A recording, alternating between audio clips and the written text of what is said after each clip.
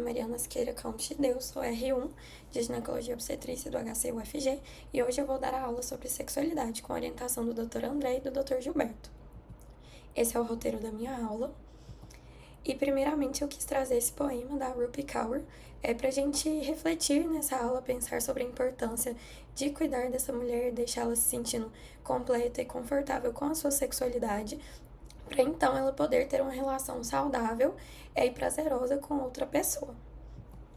Vou começar essa aula então falando sobre alguns conceitos iniciais. Primeiramente, trazendo algumas definições. Então, em relação à definição de sexo, a gente vai ter aquela definição de sexo biológico, né? De macho e de fêmea, de homem e de mulher. E o gênero é bem diferente do sexo. O gênero vai falar a respeito de como essa pessoa se vê em relação à sociedade, em relação ao seu comportamento, quanto a toda a sociedade, podendo ser masculino, feminino, e também temos outras variedades de gênero. Podemos ter pessoas que se identificam como não binário, gênero fluido, e eu vou falar disso mais pra frente. A orientação sexual diz respeito ao interesse prazeroso, o interesse sexual que essa pessoa vai ter em relação a outra, podendo ser heterossexual, se for do sexo oposto, homossexual do mesmo sexo, ou também outras variações, como o pansexual, que a pessoa não tem preferência em relação ao sexo ou a variação ou a variedade de gênero da pessoa com quem ela vai se relacionar e sentir esse interesse. Agora, trazendo outras definições, primeiramente a de saúde sexual, que a gente fala em relação ao bem-estar físico, mental e social, em relação à sexualidade da pessoa. Então, é importante a gente ter uma abordagem positiva e respeitosa sobre a sexualidade e as relações sexuais do nosso paciente, para a gente falar sobre uma boa saúde sexual. A resposta sexual vai ser essa interação entre processos psíquicos, interpessoais e também socioculturais, além da resposta fisiológica do organismo, que vão se articular para a gente promover uma resposta ao estímulo sexual. Agora, falando sobre disfunção sexual, a disfunção sexual vai ser a dificuldade em sentir satisfação sexual em atividades sexuais não coercivas. Ou seja, a gente só fala em disfunção sexual em uma relação consentida. Se for uma relação coerciva, a gente já vai falar sobre violência sexual. Isso não vai entrar nessa parte de disfunção. Então, a disfunção sexual tem que ser algo recorrente, que tem uma duração maior ou igual a 6 meses, e é importante destacar que ela tem que gerar sofrimento pessoal para essa pessoa. Ela pode ser geral ou situacional. Situacional sendo quando a gente diz respeito a algum parceiro ou algum local, ambiente em que a pessoa não se sinta confortável. E não existe um padrão normativo de normalidade de função sexual. Isso vai ser um padrão de cada pessoa, do que é saudável para ela ou do que é saudável para ela na relação sexual, o que gera prazer para ela e o que vai gerar sofrimento e o que subjetivamente vai ser caracterizado como algo disfuncional. Então, como eu falei, o funcionamento sexual é algo subjetivo e que é satisfatório para cada indivíduo.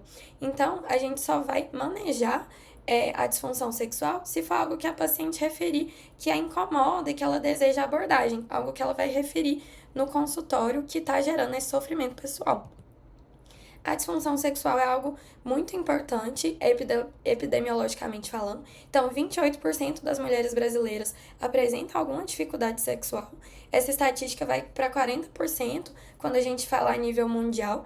E esse estudo Preside, que foi realizado com milhares de mulheres nos Estados Unidos, demonstrou que 43% das mulheres apresentava pelo menos uma das seguintes disfunções, seja redução no desejo, redução na excitação ou anorgasmia. A disfunção sexual está muito relacionado a tabus, a questões socioculturais de cada sociedade, questões religiosas. Então, a gente tem que, na história mundial, antigamente a mulher não podia sentir prazer, a mulher tinha essa característica que a sociedade exigia, que a mulher não deveria desejar uma relação sexual. Isso foi mudando ao longo dos anos e atualmente ainda tem gente que trata como um tabu. Você discutir sobre relações sexuais dentro da família ainda é considerado um tabu. E é importante destacar também que a disfunção sexual está muito relacionada a como vai ser as relações conjugais desse indivíduo. Vamos falar agora sobre a resposta sexual, sobre a fisiologia da resposta sexual feminina. Então, a resposta sexual, como eu falei antes, depende dessa interação de processos psíquicos, interpessoais, socioculturais e da fisiologia do organismo da mulher. Então, o comportamento sexual ele é modulado por áreas primitivas do cérebro e também por esses fatores biopsicossociais. A resposta sexual se forma em 3 circunstâncias. Então, a gente pode ter uma manifestação de instinto sexual, ou quando existe alguma motivação, ou depois que houve um estímulo sexual inicial, ser gerado esse desejo. E ela vai ser efetivada em 5 níveis. Então, a gente fala que vai depender desses 5 níveis, do sistema nervoso central, principalmente do sistema límbico, do sistema endócrino do organismo, da medula espinhal e do sistema nervoso simpático e parasimpático, e também da genitália. Então, ter anatomia e função adequadas da genitália da mulher.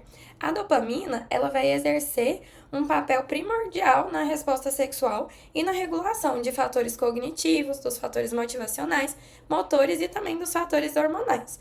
Então, toda a excitação sexual, ela vai gerar em torno da liberação da dopamina. Aqui a gente tem um fluxograma. Então, a resposta sexual ela vai se iniciar por uma motivação, seja por estímulos externos ou estímulos internos. Então, dos estímulos externos, a gente pode ter toques, beijos, carícias, e dos estímulos internos, você pode ter uma fantasia sexual, pode ter pensamentos, lembranças visuais, ou olfativas, ou auditivas. Então, lá no cérebro, a gente vai ter a liberação de neurotransmissores e neuropeptídeos, sendo principalmente a dopamina e também a norepinefrina. A dopamina vai estimular a motivação sexual e ela vai desencadear essa resposta autonômica do organismo, e a noradrenalina vai estimular o impulso sexual e também estimula a resposta autonômica. Além disso, a ocitocina também tem um papel estimulando o aumento do fluxo sanguíneo e também estimulando a ação dos neurotransmissores no sistema nervoso parasimpático, que vai ajudar a desencadear a resposta de excitação sexual. Então, a gente tem aqui no fluxograma tratando inicialmente do desejo sexual, mas o desejo sexual pode surgir em qualquer etapa dessa cadeia. Depois eu vou falar mais sobre isso. Então, a gente vai ter a atuação do sistema nervoso simpático e parasimpático. O sistema nervoso simpático, ele vai aumentar a frequência cardíaca, aumentar a pressão arterial, estimula a sensibilidade cutânea, estimula a ereção dos mamilos, também estimula as miotonias generalizadas no assoalho pélvico, que vai ajudar nesse processo da excitação sexual. O sistema nervoso parasimpático, ele vai desencadear os estímulos que são enviados pelo plexo sacral para o órgão genital, tá bom? Então, a gente tem um papel fundamental do clitóris aqui na excitação sexual. Então, o bulbo do clitóris, os pequenos lábios e a vagina vão apresentar um estímulo neurovascular que vai ser estimulado pelo sistema nervoso parasimpático, e a gente vai ter o engurgitamento do clitóris durante esse processo de excitação sexual. Vai ter o entumecimento, e o sistema nervoso parasimpático vai ajudar a liberar óxido nítrico e acetilcolina, que vão levar a uma vasodilatação, também estimulando esse entumecimento clitoriano, vai promover a ereção do clitóris e aumenta também a permeabilidade da mucosa vaginal e a lubrificação, que vai, tudo isso em conjunto, vai estimular o clitóris, e esse estímulo genital, ele vai mandar sinais de volta pelo nervo pudendo para a medula espinhal, que pelas vias mesolímbicas, mesocorticais, vai comunicar ao sistema límbico e o córtex pré-frontal que está ocorrendo uma atividade sexual, e aí a gente vai ter um ciclo do impulso, do estímulo erótico. Isso vai desencadear, vai fazer com que o córtex pré-frontal recupere estímulos eróticos, recupere essas lembranças, que vai fechar esse ciclo, aumentando ainda mais a liberação de dopamina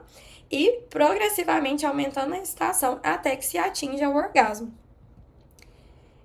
Eu vou falar agora sobre a fisiopatologia das disfunções sexuais, E aí, para falar disso, continuando falando sobre a resposta sexual feminina, a gente tem um modelo circular de resposta sexual, que foi inicialmente proposto pela Rosemary Basson, que vai trazer que a gente tem 4 fases primordiais: o desejo, o espontâneo, o responsivo, a excitação, o orgasmo e a satisfação.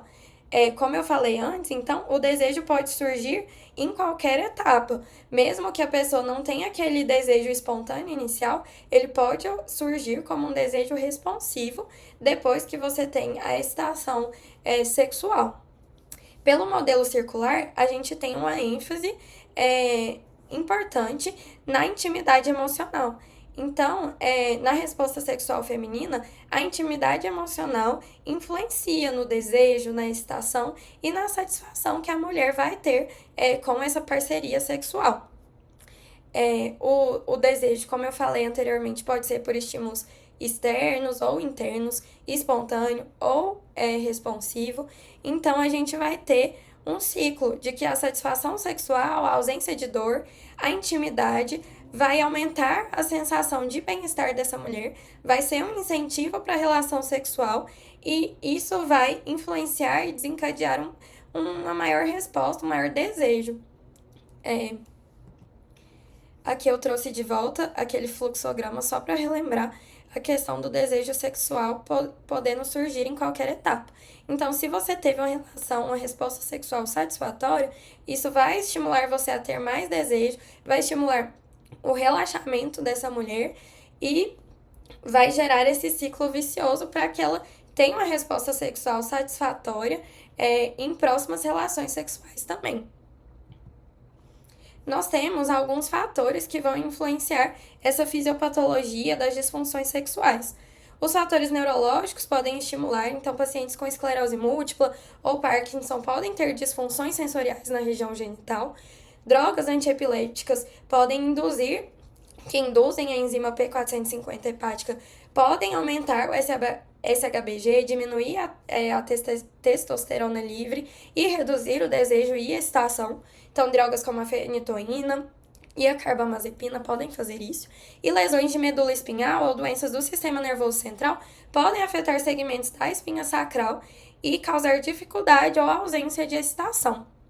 Fatores hormonais também influenciam, então a menopausa fisiológica, cirúrgica ou a insuficiência ovariana prematura podem reduzir os níveis de estrogênio e de testosterona livre, influenciando em disfunção em desejo sexual hipoativo, causando dificuldade em excitação, em lubrificação e também em dispareunia, principalmente pela síndrome gênito-urinária da menopausa, pela atrofia vulvovaginal.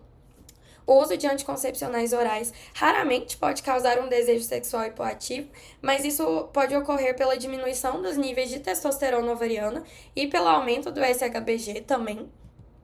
Fatores psicológicos vão ser os principais na fisiopatologia das disfunções sexuais. Questões emocionais e relacionais vão afetar muito a resposta sexual feminina. Então, a depender de como é esse relacionamento com a parceria sexual, se você tem problemas sexuais também do parceiro, então aquele parceiro que tem uma disfunção ejaculatória, por exemplo, pode influenciar na autoestima, nesse relacionamento. História de abuso físico e sexual também é muito importante dentre esses fatores psicológicos e principalmente os transtornos psiquiátricos, como estresse, ansiedade, depressão, além das medicações usadas para o tratamento desses transtornos, como os inibidores seletivos de recaptação de serotonina, que vão inibir a dopamina, e também medicações como a clorpromazina e o Haldol. Outros fatores que podem influenciar são fatores vasculares, como uma síndrome de insuficiência vascular clitoriana ou vaginal, ou se você tiver lesões traumáticas no pudendo ou no leito arterial e hipogástrico, doenças cardiovasculares, e principalmente também fatores musculares, como na musculatura do assoalho pélvico, podendo ser por hipertonia ou por hipotonia. Falando agora do atendimento a paciente com queixa sexual, então a gente tem que antes do atendimento, o profissional deve refletir sobre a sua própria sexualidade, sobre seus posicionamentos morais e religiosos, de forma a minimizar a influência de que seus próprios valores pessoais tenham sobre a escuta dos relatos da paciente, sobre a conduta e, principalmente, evitar ter qualquer julgamento sobre os relatos da paciente com base em seus valores pessoais. Esse profissional também pode identificar seus limites e saber a hora de encaminhar essa paciente para um atendimento especializado. Na anamnese, nós vamos ter inicialmente a consulta ginecológica e depois esse profissional vai partir para rastreamento da história sexual mais especificamente. O ginecologista tem um papel fundamental no atendimento integral a essas queixas da mulher e é importantíssimo que ele rastreie os sofrimentos da esfera sexual. Além disso, ele também vai diagnosticar aqueles fatores que eu falei anteriormente que podem influenciar e causar disfunção sexual. Ele pode diagnosticar o hipoestrogenismo, diagnosticar dor pélvica crônica, identificar e tratar ou encaminhar aquelas patologias cardiovasculares, endocrinológicas, neurológicas ou psiquiátricas, e ele vai conduzir a queixa sexual até o ponto em que ele se sentir apto para tal, e encaminhar para a terapia sexual se for necessário. Na anamnese é importante dados da identificação e dos antecedentes, como a idade, saber se essa mulher está na perimenopausa, por exemplo, saber a procedência dessa mulher para identificar possíveis fatores socioculturais que influenciem nessas questões sexuais, profissão, escolaridade, o estado civil e conjugal desse paciente. Religião é um dado muito importante, saber as comorbidades prévias, cirurgias prévias e também as medicações que essa paciente está utilizando e que podem influenciar nas disfunções sexuais. Na queixa principal, geralmente, não é característico que essa paciente traga a queixa sexual na consulta ginecológica, às vezes até por questão de tabu. Mas quando a mulher trazer a queixa sexual inicialmente, geralmente é algo mais inespecífico, como uma falta de vontade de ter relação ou dizer que não sente nada durante a relação. Na HDA é importante questionar, então, o início, a duração dos sintomas, se é algo situacional ou geral, se é primário, ou seja, desde as primeiras relações sexuais da paciente, ou se é algo secundário, se tem algum fator desencadeante ou atenuante, se coincidiu com o uso de alguma medicação, de álcool, de alguma substância ou de algum hábito, também correlacionar com os fatores ambientais, psíquicos e acontecimentos na vida dessa mulher. E, principalmente, identificar se isso está gerando sofrimento para a mulher. Durante a consulta, é importante você observar contato verbal da paciente, fatores de memória, de cognição, nível de consciência, o humor da paciente e, principalmente, avaliar qual é o estado emocional atual dessa paciente. No interrogatório sintomatológico, é importante você pesquisar o sistema reprodutivo, endócrino, vascular e neuropsiquiátrico dessa paciente. Na história gineco-obstétrico, é importante você destacar a menarca, como é o ciclo menstrual dessa paciente, se tem alguma alteração, as gestações, paridades e abortos dessa paciente, se ela está fazendo uso de algum método anticoncepcional, se ela tem alguma patologia ginecológica, se ela já está na menopausa, se está fazendo uso de terapia hormonal e fazer perguntas específicas, porque raramente essa mulher vai falar isso espontaneamente. Então, se ela teve alguma disfunção sexual durante a gestação ou a amamentação, se algum sangramento irregular ou dor pélvica e genital estão interferindo na relação sexual.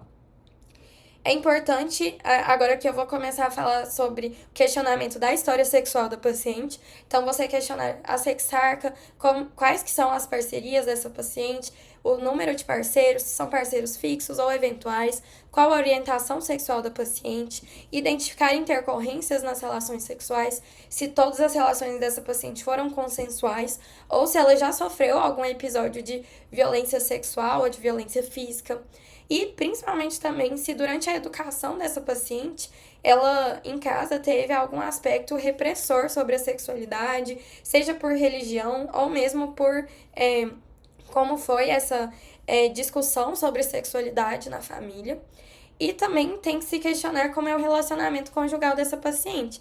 Se existe uma comunicação sobre preferências ou sobre insatisfações com o parceiro ou parceira sexual, quantas pessoas moram na mesma casa, se essa paciente habita com os pais, se tem algum filho que às vezes dorme com o casal, isso pode influenciar como é essa relação sexual e saber se essas pessoas da família estão interferindo na intimidade do casal. Também é importante questionar sobre resposta sexual não compartilhada. Ou seja, se está havendo uma comunicação adequada com o parceiro sobre as preferências sexuais, tem que orientar essa paciente sobre o conhecimento do próprio corpo, identificar alguns tabus, falar sobre fantasias sexuais, sobre variações ou inovações no ato sexual, questionar essa paciente se ela tem atividade masturbatória, identificar durante a fala da paciente se ela tem algum sentimento de vergonha ou de culpa. Além disso, é importante você ter uma avaliação mínima da parceria sexual dessa paciente, ou seja, convocar o parceiro ou parceira para consulta e buscar disfunções sexuais no parceiro, como eu falei antes, por exemplo, se tem algum distúrbio ejaculatório, esclarecer dúvidas, quebrar tabus, questionar a parceria sobre a percepção da disfunção sexual da paciente, questionar se há intimidade, se há carinho, se há afeto nessa relação. E agora eu vou falar sobre o exame físico. Obviamente que na consulta ginecológica é de extrema importância você ter um exame físico detalhado. Você tem que avaliar os outros sistemas dessa paciente, identificar se tem alguma alteração cardiológica ou endocrinológica, identificar se tem deficiência estrogênica, dor pélvica, identificar se tem alguma alteração inflamatória, lesões elementares na vulva ou cicatrizes, como por exemplo cicatriz de episiotomia, que às vezes tem alguma fibrose que pode interferir na relação sexual, ver se tem alguma alteração no toque vaginal que pode ser sugestiva de alguma patologia ginecológica, avaliar se tem galactorreia, que às vezes tem alguma questão de hiperprolactinemia, por exemplo. E agora eu vou falar sobre o método Plicite. Então, além da consulta ginecológica habitual, é interessante que, quando tem uma queixa sexual, seja abordado utilizando o método Plicite, que esse método é uma sigla para Permission, Limited Information, Specific Suggestions, Intensive Therapy, que é uma abordagem sistematizada das queixas sexuais da paciente. Então, o P vem de permissão. O profissional deixa claro que é permitido falar sobre o sexo na consulta, que é permitido a paciente sentir prazer nas suas relações sexuais. As informações limitadas dizem respeito ao profissional fornecer informações limitadas sobre a queixa da paciente, fornecer informações sobre alguma patologia, informações sobre a fisiologia da resposta sexual, sobre a anatomia da genitália, por exemplo. As sugestões específicas diz respeito às sugestões específicas para lidar com a queixa da paciente. E a terapia intensiva diz respeito ao encaminhamento para tratamento especializado em terapia sexual ou fazer alguma abordagem para tratar a queixa sexual da paciente. Tem aqui algumas sugestões de informações limitadas. Então, você fornecer para a paciente estatísticas sobre desejo sexual hipoativo, explicar sobre anatomia e fisiologia, explicar sobre a importância do clitóris e da sua anatomia na relação sexual da mulher, orientar a paciente que ela deve sentir prazer durante as relações, explicar sobre a diferença entre resposta sexual no homem e na mulher, orientar que nem todas as mulheres têm orgasmo, orientar também sobre o sexo na senectude também. Então, às vezes, aquela paciente idosa que às vezes tem algum tabu sobre relação sexual. E, dentre as sugestões específicas, tem aqui alguns exemplos, como explorar o próprio corpo pelo tato ou masturbação, dialogar com fraqueza com a parceria sexual, falar sobre adequada lubrificação, estimular a prática de preliminares, dar uma sugestão de um catálogo com lista de pensamentos ou de imagens, dar sugestão de leitura de contos eróticos, filmes ou imagens excitantes, e também falar sobre posições sexuais diversas. Agora eu vou trazer mais especificamente sobre alguns tipos de disfunção sexual. Então, o desejo sexual hipoativo é a disfunção sexual feminina mais comum. Ela diz respeito a... O desejo sexual hipoativo deve ser persistente ou recorrente, deficiência ou ausência de fantasia, de pensamentos sexuais e ou desejo, ou também ausência de receptividade para atividade sexual e que esteja causando uma angústia pessoal nessa paciente. Ela deve estar ocorrendo há pelo menos 6 meses. Ela é associada principalmente a fatores culturais e psicossociais e a gente pode ter o desejo espontâneo ou desejo responsivo. Se essa paciente não tem um desejo espontâneo inicial, mas depois ela apresenta desejo durante a excitação ou orgasmo, a gente tende a descartar o desejo sexual hipoativo, pensando naquele ciclo de resposta circular da resposta sexual feminina. Como eu disse, a disfunção sexual feminina mais comum ocorre em 9,5% das mulheres brasileiras, principalmente ela é maior nas mulheres entre 45 e 64 anos de idade. A disfunção de excitação é a incapacidade persistente ou recorrente de adquirir ou manter resposta excitatória adequada, de lubrificação ou de entumecimento até o término da atividade sexual. Então, como a gente falou antes, a excitação sexual geralmente está associada ao entumecimento na vulva, o clitóris, a vagina e a lubrificação, e geralmente vai estar associado ao desejo sexual hipoativo. Ela não costuma ocorrer de forma isolada. A anorgasmia é a incapacidade de atingir o orgasmo, mesmo tendo desejo adequado e uma excitação sexual adequada. Ela ocorre em 26,2% das mulheres e pode ocorrer de algumas formas, como ter um retardo acentuado, infrequência acentuada, ou mesmo a ausência do orgasmo, ou intensidade muito reduzida de sensações orgásmicas. Pode ser um evento é importante você relembrar a paciente de que o orgasmo pode ser um evento espontâneo ou aprendido. Está associado ao amadurecimento psicológico dessa paciente, autoconfiança, conhecimento da sua anatomia e fisiologia ou autoerotismo. Por exemplo, tem muitas mulheres que chegam no consultório e acreditam que elas não tenham orgasmo porque acreditam que, assim como no homem, o orgasmo é algo associado à ejaculação, por exemplo. Então, se você dá informações a essa paciente, se você informa ela sobre a anatomia, sobre a fisiologia, às vezes só isso já corrige, pode estar associado a uma melhora nesses sintomas e a paciente apresentar o orgasmo. Você tem que questionar, então, se está utilizando alguma medicação que pode influenciar e desencadear a anorgasmia. Você deve corrigir insuficiência estrogênica, avaliar causas de dor pélvica crônica. Existem estudos com o uso de bupropiona e de testosterona no tratamento de anorgasmia, mas ainda não é algo muito conclusivo. E é importante destacar, assim como eu falei, que o principal tratamento é você fazer uma abordagem biopsicossocial dessa paciente. Além disso, nós temos distúrbios da dor sexual associado à penetração. A dispareunia é a dor à penetração vaginal. Ela ocorre em 17,8% das mulheres e a maioria das pacientes tem causas orgânicas. Ela pode ser associada ao desejo sexual hipoativo e disfunção de excitação. Afinal, naquele ciclo de resposta sexual, se essa paciente está sentindo dor, se ela não está tendo uma relação satisfatória, isso afeta no desejo dela. Então, a dispareunia pode ser superficial ou profunda. Entre causas de dispareunia superficial, nós temos vulvovaginite, hipotrofia vulvovaginal associada à menopausa, craurose vulvar, cicatriz de episiotomia ou cistos vulvares e vaginais. Entre as causas de dispareunia profunda, nós temos obstipação intestinal, infecção urinária, endometriose, cistos ovarianos ou neoplasias ovarianas e também aderências pélvicas. Se essa mulher tiver hipoestrogenismo, é importante você tratá-lo com uso de estriol, promestreno ou de hidratantes vaginais. E também tem alguns estudos com IAG laser e também o uso de DEA intravaginal que podem resolver a dispareunia dessa paciente. O vaginismo diz respeito à incapacidade da mulher em ser penetrada por objetos, espéculos ou pelo pênis durante relações sexuais devido a uma contração excessiva da musculatura do assoalho pélvico. Ela geralmente está associada a medo intenso, a dor e sofrimento e também ela causa ansiedade e evitação da penetração por essa paciente.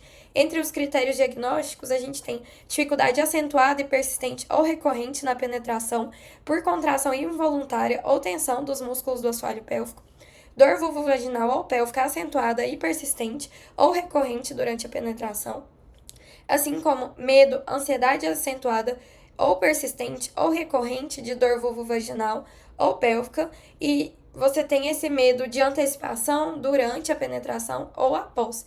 Ela é muito associada a distúrbios psicofisiológicos e fobias, às vezes por experiências reais e traumáticas dessa paciente ou mesmo experiências imaginárias.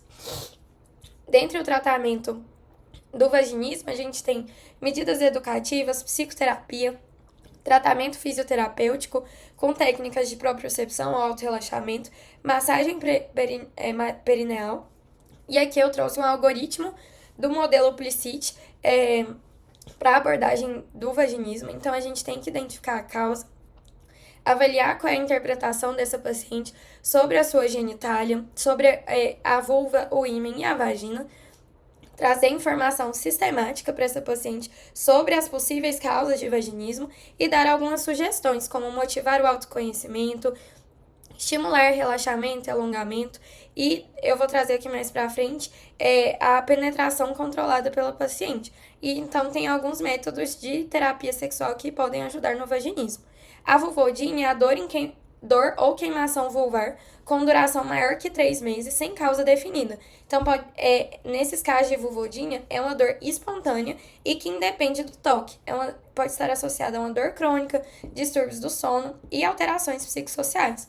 Dentro do tratamento, a gente tem analgésicos e antidepressivos, reposição estrogênica em mulheres no climatério ou que sejam menopausadas e fisioterapia do assoalho pélvico e psicoterapia.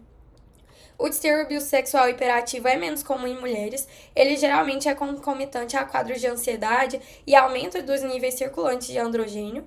E associado a ele, nós temos a síndrome de excitação sexual persistente, que é uma resposta sexual fisiológica, mas que é excessiva e persistente na ausência de sentimento de desejo sexual. Isso pode causar um grande constrangimento sexual para essa paciente. Constrangimento social. As parafilias e transtornos parafílicos, agora falando sobre a parafilia diz respeito ao fetiche, é a excitação sexual envolvendo o uso de objetos não vivos ou partes específicas do corpo que não sejam os genitais. O transtorno parafílico, ele é definido quando essa situação é persistente e gera sofrimento para a paciente. A paciente pode não apresentar excitação sexual ou ter função sexual adequada caso esse objeto não esteja presente. E isso gera disfunção e é quando a gente fala sobre transtorno parafílico. Dentre os objetos, a gente tem como exemplo pés, botas, sapatos, pornografia, roupas e também fluidos corporais, como sangue ou urina. Geralmente, a parafilia vai ser identificada na história sexual quando a gente questiona a paciente sobre fantasias. Agora falando sobre algumas técnicas em terapia sexual, aqui falando especificamente sobre o desejo sexual hipoativo, é importante você ter uma terapia combinada. Então, você tem que tratar as causas orgânicas e psíquicas dessa paciente. A psicoeducação é muito importante, então você orientar a paciente sobre a anatomia genital, sobre a fisiologia da resposta sexual, trabalhar mitos e crenças, então questionar como essa paciente vê a sua sexualidade, questionar as expectativas dela durante a relação sexual, questionar tabus. Outra técnica, como eu já falei antes, é o uso do modelo Plicit. Outra técnica diz respeito à reestruturação cognitiva, então você fazer um questionamento socrático com essa paciente e trabalhar os pensamentos automáticos, as crenças e os tabus do indivíduo. O foco nas sensações é uma técnica desenvolvida por Masters e Johnson que diz respeito ao estímulo de zonas erógenas e à exploração do genital entre a paciente e a parceria sexual de forma sistematizada e sem penetração.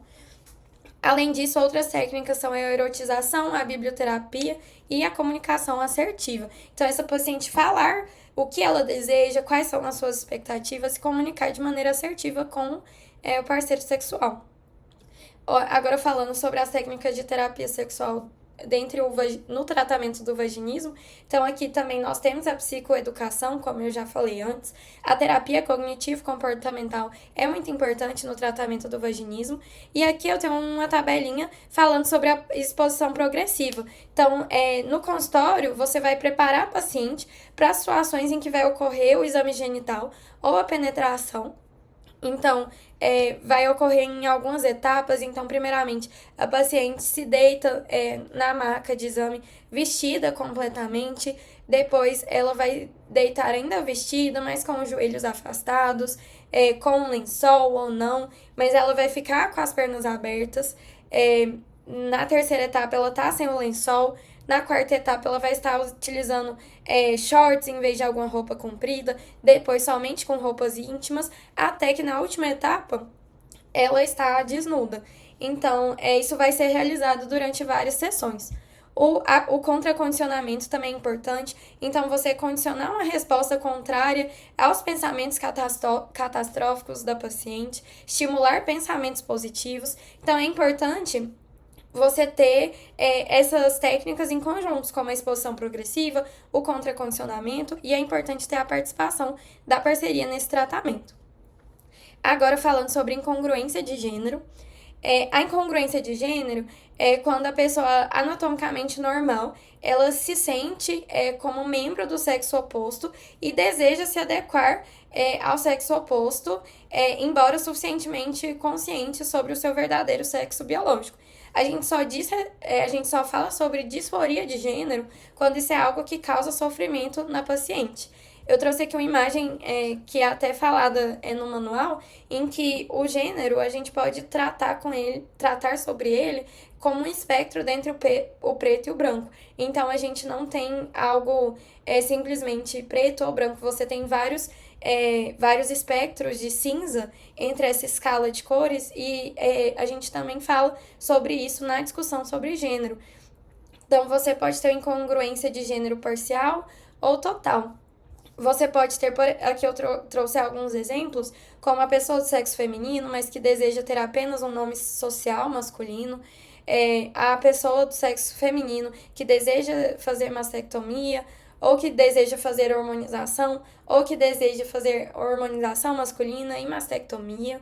Então, eu esqueci de falar, mas é sempre importante você tratar essas pessoas com a concordância nominal sempre feita com o gênero que essa pessoa se identifica. Além disso, a gente tem alguns outros exemplos, como gêneros não binários ou gênero fluido, quando ao longo da vida essa pessoa se identifica com gêneros diferentes. A incongruência de gênero total diz respeito à transexualidade. Então, aqui trazendo um exemplo, a pessoa inicialmente do sexo feminino, que deseja, além de fazer hormonização e mastectomia, ela deseja esterectomia, salpingo-oforectomia e faloplastia para ser identificado de maneira total como do sexo oposto, do sexo masculino. É importante diferenciar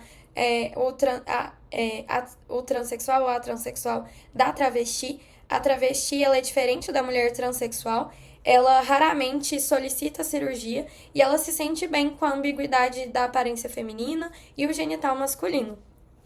Dentre as normas brasileiras, para a cirurgia de resignação de gênero, a gente tem que essa paciente tem um desconforto com o sexo anatômico natural, ela tem um desejo expresso de eliminar os genitais, perder as características do próprio sexo e ganhar as características do sexo oposto. Isso tem que estar presente há pelo menos 2 anos. E é importante que tenha ausência de transtornos mentais para avaliar essas normas de cirurgia de redesignação sexual. Agora, falando sobre o artigo científico, o artigo é o Sexual Health Education in Obstetrics and Gynecology Residencies, a Resident Physician Survey. Ele foi escrito por Worley, publicado no The Journal of Sexual Worley et al., publicado no The Journal of Sexual Medicine em 2021. Então, esse artigo vai trazer como ponto principal que as mulheres com queixas sexuais irão trazer essas queixas ao consultório do ginecologista e que muitos residentes em ginecologia e obstetrícia não se sentem confortáveis com a sua capacidade técnica em ajudar essas mulheres com as suas queixas sexuais. Então, o objetivo desse estudo era ser um estudo transversal, com um questionário para médicos residentes de ginecologia e obstetrícia nos Estados Unidos e avaliar sessões didáticas em educação sexual durante a residência e o nível de conforto desses residentes com as suas capacidades durante sessões de roleplay em saúde sexual. Entre os métodos, a gente teve uma pesquisa anônima com 32 itens que foi enviada para 4.065 residentes de ginecologia e obstetrícia no ano de 2016. Os entrevistados preencheram voluntariamente essa pesquisa de maneira eletrônica e, dentre as pessoas para quem foi enviada a pesquisa, 968 concordaram em participar do estudo e somente 802 pessoas completaram a pesquisa e foram incluídas na análise. Dentre os resultados, 2/3 dos participantes falaram que a saúde sexual é uma prioridade na sua educação na residência, mas mais da metade não sabia falar quais eram as desordens em função sexual ou listar medicações que afetassem a função sexual, por exemplo. Fatores que estiveram associados a um bom preparo do residente na regressão logística foram ter algum ano de pós-graduação, ou aqueles que classificaram a saúde sexual como algo relevante durante as aulas na residência, e os que tiveram mais aulas sobre saúde sexual durante a residência. Nesse questionário foram trazidas algumas situações de roleplay. Então, por exemplo, quando estiveram diante de um caso de uma menina de 16 anos buscando contracepção, 98,5% estavam confortáveis para acolher essa história sexual e 97% promoveram orientações de maneira adequada para essa paciente, mas quando já se tratava de algum caso mais complexo, essa porcentagem foi decaindo. Então, por exemplo, uma mulher de 26 anos, refugiada da Somália, 77,2% conseguiram colher a história sexual de maneira adequada e 73,8% promoveram orientações adequadas. Diante de uma menina de 17 anos que foi vítima de tráfico sexual, 71,2% se sentiram confortáveis escolhendo a história sexual e apenas 57,7% proveram orientações de maneira adequada. E quando foi para se tratar de um homem trans de 58 anos com desejo de hormonioterapia e desejo de cirurgia, apenas 49,9% conseguiram colher a história sexual de maneira adequada e 37,9% conseguiram prover orientações de maneira adequada para esse paciente. Então, a conclusão do artigo é que ainda existem diversos temas que devem ser melhor abordados nas aulas sobre saúde sexual durante a residência de ginecologia e obstetrícia, e os residentes devem estar melhor preparados para a abordagem de temas como violência sexual e tráfico sexual, ter mais competências culturais em saúde sexual, para tratar sobre a saúde sexual em mulheres com deficiência física e também em pessoas LGBTQIAPN+. Essas foram as minhas referências. Muito obrigada!